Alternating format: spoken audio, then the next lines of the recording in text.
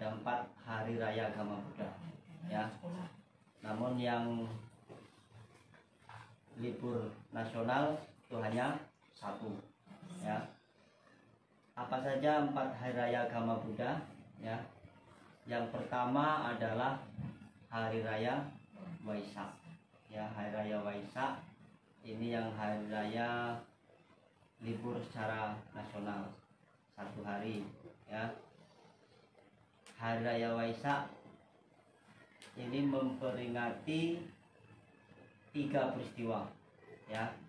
Memperingati 3 peristiwa, yaitu yang pertama adalah lahirnya Pangeran Siddhartha, ya. Yang kedua memperingati peristiwa Pangeran Siddhartha menjadi Buddha, ya. Yang ketiga memperingati peristiwa Sang Buddha parinibbana atau Sang Buddha wafat. Hari raya Waisak biasa kita peringati pada setiap bulan Mei atau Juni. Kemudian yang kedua adalah hari raya Asada, ya. Kalau hari Waisak memperingati 3 peristiwa, hari raya Asada ini juga memperingati 3 peristiwa juga, ya. Yang pertama adalah peristiwa pembabaran Dhamma oleh Sang Buddha untuk yang pertama kali, ya. Jadi setelah Pangeran Siddhartha menjadi Buddha, kemudian mengajarkan Dhamma yang pertama, inilah yang diperingati dalam hari raya Asada, ya. Pembabaran Dhamma yang pertama kepada siapa? Kepada 5 orang pertapa, ya. Siapa 5 orang pertapa itu? Ya, 5 orang pertapa ini adalah kawan Pangeran Siddhartha ketika melaksanakan pertapaan menyiksa diri, ya, di hutan Uruwela, ya. Kan pertapa Siddhartha bersama 5 pertapa ini melaksanakan pertapaan menyiksa diri selama 6 tahun, ya. Selama 6 tahun menyiksa diri, ya. Penyiksaan dirinya bermacam-macam, ya. Ada yang kakinya bergantung di pohon, ya, sampai berhari-hari, berendam di sungai, berjemur di terik matahari, ya. Kemudian berpuasa, mengurangi makan, ya. Dari pertama mungkin biasa makan sepiring penuh, besoknya dikurangi, besoknya dikurangi, sampai hanya makan beberapa butir nasi saja dalam 1 hari, ya. Ini bentuk penyiksaan diri yang telah dilaksanakan oleh pertapa Siddhartha, ya. Jadi bersama 5 orang pertapa tadi, ya. Kemudian karena pertapaan menyiksa diri ini tidak membawa hasil, maka pertapa Siddhartha kemudian meninggalkan cara penyiksaan diri tersebut, ya, hingga akhirnya sampai menjadi Buddha, ya. Nah, pembabaran Dhamma yang pertama ini kepada 5 pertapa ini dilaksanakan di Taman Rusa di Sipatana. Apa yang diajarkan dalam ajaran pertama Sang Buddha tersebut, ya, yaitu pertama adalah menghindari 2 jalan ekstrim. Apa saja? Yaitu kehidupan yang memenuhi segala keinginan dan kehidupan menyiksa diri. Jadi Sang Buddha mengajarkan untuk menghindari 2 jalan ekstrim tersebut. Kemudian ajaran yang selanjutnya adalah Sang Buddha mengajarkan tentang Dhammacakkappavattana Sutta, ya. Dhammacakkappavattana Sutta. Ini nama khotbah pertama Sang Buddha, Dhammacakkappavattana Sutta, ya. Yang berisi diantaranya tentang 4 kebenaran mulia, ya, yaitu ada duka, sebab duka, lenyapnya duka, jalan untuk melenyapkan duka, Satu, adanya duka. Dua, sebab duka. Sebab duka. Yang ketiga, lenyapnya duka. Yang keempat, jalan untuk melenyapkan duka. Ya, ini 4 kebenaran mulia yang diajarkan Sang Buddha dalam khotbah pertamanya. Ya. Kemudian itu peristiwa pertama, pembabaran khotbah pertama. Peristiwa yang kedua adalah terbentuknya sangga. Yang ketiga adalah dengan lengkapnya Tiratana. Apa itu Tiratana? Ya, yaitu Buddha, Dhamma, Sangha. Jadi itu 3 peristiwa yang diperingati Asada. Ya, apa tadi pertama? Pembabaran Dhamma yang pertama. Ya. Kemudian yang kedua, terbentuknya Sangha. Yang ketiga, lengkapnya Triratna atau Tiratana. Kemudian yang ketiga adalah Hari Katina. Ya. Hari Katina. Hari Katina ini adalah hari bagi umat Buddha untuk mempersembahkan dana kepada sangga. Ya. Setelah para biku melaksanakan masa wasa, ya, setelah 3 bulan berakhir, ya, maka bulan berikutnya adalah masa Katina, masa umat Buddha mempersembahkan dana kepada sangga. Kemudian dana apa saja yang bisa kita berikan kepada sangga, kepada para biku, ya, yaitu dana 4 kebutuhan pokok biku. Yang pertama adalah makanan, ya. Yang kedua adalah pakaian. Yang ketiga adalah obat-obatan. Yang keempat adalah tempat tinggal. Kalau pada hari raya Katina yang paling utama menyerahkan pakaian biku. Apa pakaian biku? Jubah. Ya, jadi pada hari Katina ini kebanyakan umat mendanakan jubah beserta perlengkapannya.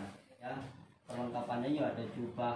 Jubah itu ada jubah luar, jubah dalam, ikat pinggang, segala macam itu biasa dalam satu paket. Ya. Kalau di wihara-wihara biasa wihara menyediakan paket untuk berdana Katina. Nah, ini kalau kita berdana makanan, ya untuk para biku itu ya waktunya makan pagi sama makan siang. Makan pagi jam 7 pagi, makan siang jam 11 siang. Ya. Kalau sudah lewat jam 12, para biku tak makan lagi. Ya. Kalau minum, ya masih bisa kita berdana minum. Kemudian berdana obat-obatan, ya tentunya untuk kebutuhan obat. Kemudian tempat tinggal, ya kalau tempat tinggal biku ya kuti, atau misalnya biku dalam perjalanan, ya tidak ada wihara di situ, kita menyediakan tempat tinggal. Nanti silakan malam ini menginap di sini di rumah saya. Itu juga termasuk dana tempat tinggal. Ya walaupun hanya 1 malam. Ya. Ya kalau seperti dulu sebelum wihara Buddha Ratana berdiri, ya para biku sering saya inapkan di rumah saya. Ya. Setelah ada wihara ya tidurnya di wihara. Nah, jadi kalau biku dalam perjalanan kunjungan misalnya kemudian tidak bisa ke wihara karena jauh, ya kita bisa berdana tempat tinggal. Kecuali kalau jubah, obat-obatan, perlengkapan mandi, nah, para biku langsung terima. Itu kalau laki-laki. Kalau perempuan yang menyerahkan, letakkan di kain yang Bante bawa. Ya. Nah, kalau berdana Katina kita, kalau yang perempuan tidak bisa langsung diterima Bante, tidak, karena para biku menghindari bersentuhan dengan perempuan. Hari Katina ini biasa diperingati pada bulan Oktober atau November. Yang disebut hari Katina ini apabila biku yang hadir 5 orang biku. Kalau biku yang bisa hadir cuma 1 atau 2, bukan Katina, tetapi Sanggadana. Sanggadana dalam rangka Katina. Kemudian hari raya yang keempat adalah hari raya Maga Puja, memperingati berkumpulnya 1250 orang biku arahat. Ya. Mereka berkumpul menghadap Sang Buddha. Dan mereka berkumpul tanpa diundang, tanpa janjian. Ya. Dan semuanya yang kumpul itu adalah biku arahat. Biku arahat adalah biku yang sudah mencapai kesucian tertinggi. Kemudian saat pertemuan itu Sang Buddha membabarkan Owada Patimokkha, ya, inti ajaran Buddha, ya, yang isinya jangan berbuat jahat, tambahkan kebajikan, sucikan pikiran. Gampang, tapi pelaksanaannya dalam sehari-hari sangat-sangat ya perlu perjuangan yang keras. Kemudian Maga Puja ini dirayakan setiap bulan Februari atau Maret. Semua hari raya ini tepat pada bulan purnama. Ya, saya rasa itu ya hari raya agama Buddha. Kemudian bagaimana dengan hari raya Imlek? Ya, di sini saya sampaikan bahwa hari raya Imlek bukan termasuk hari raya agama Buddha, tetapi itu adalah perayaan tahun baru Cina, ya, yang dirayakan oleh semua dari keturunan Cina. Ya, walaupun bukan beragama Buddha, ada mereka yang merayakan. Ya, itu sebagai turun temurun, ya, dilaksanakan ya silakan, ya, karena itu sudah menjadi tradisi kebiasaan secara turun temurun dari kakek nenek kita. Bahkan dari kakek nenek kita Imlek dirayakan ini setelah mengenal ajaran agama Buddha, tak mau lagi seperti itu, ya. Jadi ini tradisi turun temurun, dilaksanakan silakan, ya. Tapi ini secara agama Buddha tadi hari rayanya ada 4, ya. Yang libur secara nasional cuma 1, bisa, ya. Nah, demikian yang dapat saya sampaikan pada malam hari ini tentang hari raya, ya. Mudah-mudahan bermanfaat. Dan selanjutnya kita selingi nyanyi, ya, nyanyi ya.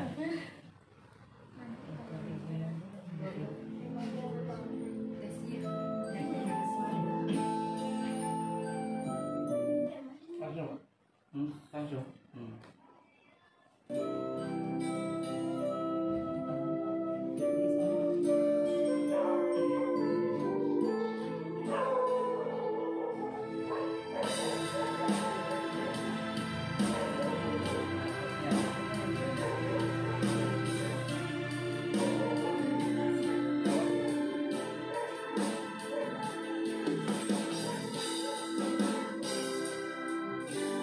Hidup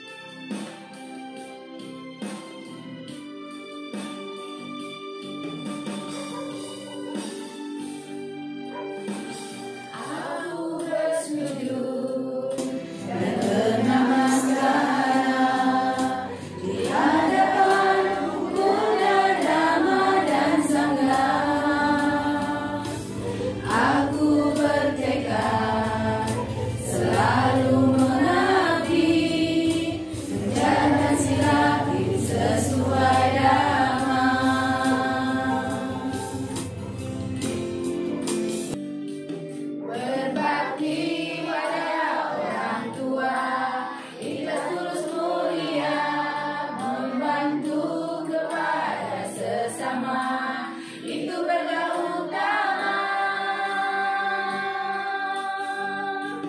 Sang Buddha guru yang maha bijaksana, namanya ajaran yang sungguh mulia.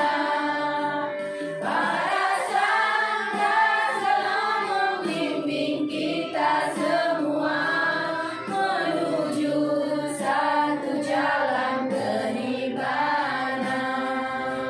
Sang Buddha guru yang maha bijaksana, namanya ajaran yang sungguh mulia. Para sangga selalu membimbing kita semua menuju satu jalan kenibbaanan.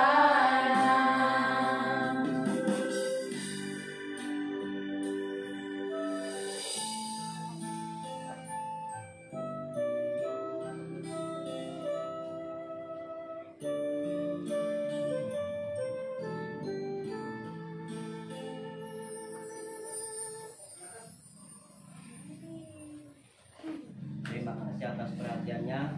Saya akhiri. Namo Buddhaya. Namo Buddhaya.